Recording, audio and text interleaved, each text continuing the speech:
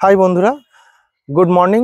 আজকে এই যে ভিডিওটা তোমাদের জন্য খুবই ইনফরমেটিভ হতে চলেছে, কারণ এটা যারা SP160 ব্যবহার করছো, যারা এক্সব্লেড ব্যবহার করছো তাদের জন্য হতে চলেছে।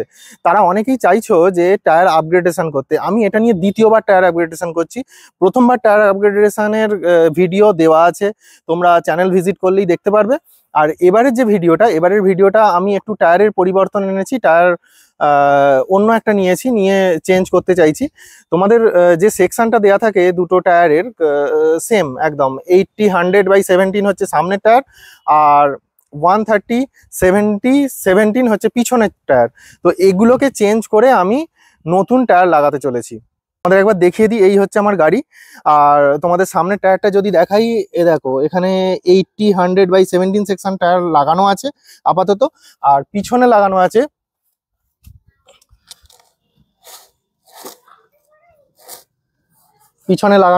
দেখো 130/70/17। তোমরা একটু ইগনোর করো, কেননা বর্ষাকাল চলছে, তো বর্ষাকাল প্রচন্ড গাড়ি নোংরা হয়ে আছে। তো আজকে আমরা টায়ার আপগ্রেডেশন করব। এই ওপরে দুটো টায়ার আমি নিয়েছি, এবার গিয়ে শুধু লাগাবো তার অপেক্ষা। তারপরে তোমাদেরকে টোটাল ডিটেলস দিচ্ছি। চলে এসেছি মোটো ব্লগিং সেটআপে। আমাদের বাড়ি থেকে খানিকটা দূর জাঙ্গিপাড়ায় টায়ার চেঞ্জের সেকশন আছে, তো সেখানেই আমরা যাচ্ছি। আর এর মধ্যে একটা কথা তোমাদেরকে বলে রাখি, টায়ারের একটা লো ওয়েট পার্ট আছে, একটা হাই ওয়েট পার্ট আছে। হাই ওয়েট পার্টের থেকে লো ওয়েট পার্ট যেটা আছে, সেই লো ওয়েট পার্টের একটা অংশে হলুদ কালারের একটা ডট দেয়া থাকে। সেই ডটটা তোমরা চেষ্টা করবে যাতে যেখানে নবটা দেওয়া আছে হাওয়া ভরার, এয়ার নবটা দেওয়া রয়েছে, সেইখানে রাখতে। তাতে তোমাদের হুইল ব্যালেন্সিংটা খুব ভালো হবে। আগে গন্তব্যে পৌঁছে যাই, তারপরে গিয়ে তোমাদেরকে দেখাচ্ছি যে লাগানো কেমন করে হচ্ছে আর ঠিক হলুদ ডটটা কোথায় আছে। আমরা যেখানে টায়ার চেঞ্জ করব সেখানে চলেই এসেছি। এই যে বাঁদিকে দেখতে পাচ্ছ জেকে টায়ার বলে লেখা আছে, এখানটাতেই আমরা টায়ার চেঞ্জ করব।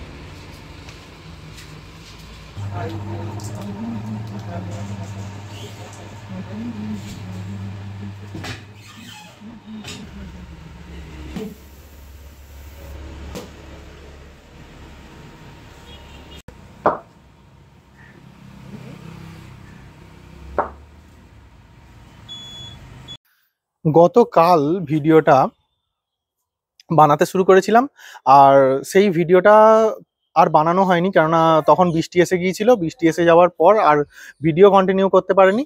তবে বাড়িতে এসে আজকে আমরা ভিডিওটা শেষ করব।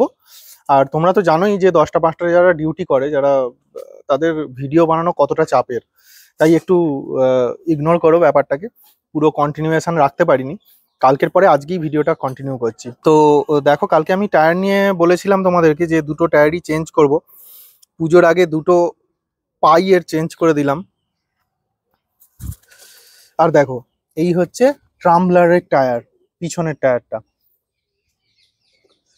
দেখতে পাচ্ছ তোমরা, যেটা KTM 390-তে পাও বা 250-তে পাও, সেই টায়ার। এটা সেই গ্রিপ 130 সেকশনের টায়ার, ট্রাম্বলার। দেখতে পাচ্ছ লেখাটা অ্যাপোলো। এর গ্রিপটা যদি তোমাদেরকে দেখাই, তাহলে গ্রিপটা দেখো কত সুন্দর। আর এটা অফ রোডিং এর জন্য বেশি ব্যবহৃত হয়। আর আমরা যেহেতু গ্রামাঞ্চলে থাকি, তাতে আমাদের অফ রোডিং হামেশাই করতে হয়, তাতে এই টায়ারটা এবারে আমি বেছে নিয়েছি। আর সেম জিনিস আমরা সামনেও ইউজ করেছি। দেখো সামনেও ট্রামলারের 90 সেকশনের টায়ার ইউজ করেছি। দেখো 90 17 ইঞ্চ এই টায়ারটা ইউজ করেছি। যে এটা আগে 80 117 ছিল, 80 100/17 ছিল, কিন্তু এটাকে আমরা 10 mm বাড়িয়েছি। বাড়ানোর পরে লুকটা এই রকম এসেছে, দেখতে পাচ্ছ? এই তোমরা SP 160তেও এই টায়ারটা ইউজ করতে পারো। এর প্রোফাইল আর ওর মানে এক্সব্লেডের প্রোফাইল আর এসপির প্রোফাইল, SP 160 প্রোফাইল একই। আর হ্যান্ডেলিং এর কথা যদি বলি তাহলে হ্যান্ডেলিং ইমপ্রুভড। আগেও বলেছিলাম যে পুরনো যে স্টক টায়ার থাকে তার থেকে যদি সামনের টায়ারটা তোমরা চেঞ্জ করিয়ে নাও তাহলে অনেক বেশি ইমপ্রুভ করে যায়। হ্যান্ডেলিং স্টেবিলিটি অনেক বেশি ইমপ্রুভ করে যায়। এই ভিডিওয়ে তোমাদের আরেকটা ইনফরমেশন দিয়ে রাখি, যেটা হচ্ছে এই যে ভালভটা দেখতে পাচ্ছ, আমরা যেখান দিয়ে এয়ার দিই সেখানেই দেখো একটা এই যে হলুদ রঙের টিপ দেখতে পাবে। এই টিপটার মানে হচ্ছে যে এই দিকটা, এই যে টিপ অংশটা, এই অংশটায় টায়ারের যে ওয়েটটা সেটা কম থাকে, সেই জন্য এটা এই জায়গায় রাখতে হয়। এটা হচ্ছে টায়ার লাগানোর নিয়ম। তোমরা যদি পিছনেরটাও দেখো তাহলে তোমরা দেখতে পাবে, এদিকে নেই, এই দেখো, দেখতে পেয়েছো?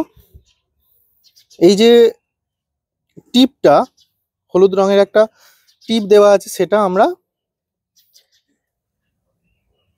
এর সমান্তরালে রাখার চেষ্টা করেছি, ভালভের সমান্তরালে রাখার চেষ্টা করেছি। তাহলে কি হয়, যে ওয়েট ডিস্ট্রিবিউশনটা, রিমের যে ওয়েট ডিস্ট্রিবিউশনটা সেটা ঠিকঠাক থাকে, আর তোমাদেরকে ওই ব্যালেন্সিং করে ওয়েটও লাগাতে কম হয়।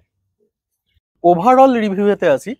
আমি আগেও টায়ার প্রোফাইল চেঞ্জ করেছিলাম এবং 90 17 ইঞ্চ আগে লাগিয়েছিলাম, এমআরএফ ইউজ করেছিলাম। এবারে ব্যবহার করছি of road centric tyre Apollo. এটার কেমন রিভিউ সেটা আমি কালকে থেকে আজকে পর্যন্ত প্রায় 50 কিলোমিটার চালিয়ে ফেলেছি। চালিয়ে বুঝতে পারলাম যে এর স্টেবিলিটি আরও বেশি বেটার, এবং অফ রোডে যে স্কিড করার প্রবণতা হড়কে যায় যে সেই জিনিসটা আর হচ্ছে না। যেমন বর্ষাকালে আমাদের এখানে মাঝে মাঝে ঘাস মাটির ওপর দিয়ে চালাতে হয়, তো সেই জায়গায় গিয়ে যে স্কিড করে সরে যায় সেই জিনিসটা আর হচ্ছে না। তো তোমরা এই টায়ারগুলো চেঞ্জ করে লাগাতে পারো, আর দেখো তোমাদের স্টেবিলিটি কতটা ইমপ্রুভ হয়। তো আজকের মতো এইটুকুই। যদি তোমাদের ভিডিওটা ভালো লেগে থাকে, ইনফরমেটিভ লেগে থাকে, তাহলে তোমরা এই চ্যানেলের সঙ্গে জুড়ে থেকো, সাবস্ক্রাইব করে দিও একটা, আর লাইক করে দিও। আর তোমার বন্ধুরা যাদের কাছে SP 160 আছে আর এক্সব্লেড আছে তাদের সঙ্গে এই ভিডিওটা শেয়ার করে দিও।